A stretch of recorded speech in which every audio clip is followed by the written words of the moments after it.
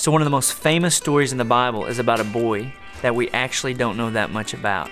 We don't know his name or how old he was. The only thing we know about this boy is that he had showed up to hear Jesus preach and that he had brought a lunch. Actually, he was the only person who brought a lunch. And after a while, that was becoming a problem. Because maybe it was because Jesus had preached so long, or maybe it was because they just didn't think to pack a lunch. But for whatever reason, there are thousands of people out in this desert land, and this boy is the only one with some food. Now, in that society, children were at the bottom of society's ladder.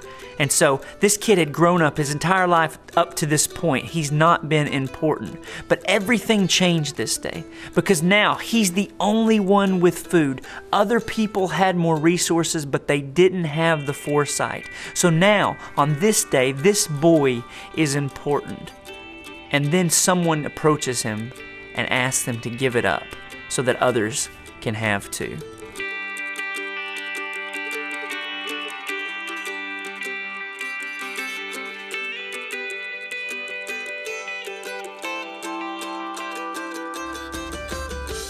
What's interesting about this story is that it's actually kind of a sequel.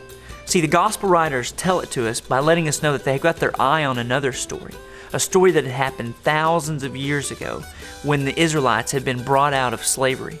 It's a story called the Exodus. See, what had happened is the Israelites had been in slavery for over 400 years. They had been working for this guy named Pharaoh, who was not a good boss to have. He's the Donald Trump of the Old Testament, and Pharaoh doesn't like it when things don't go his way.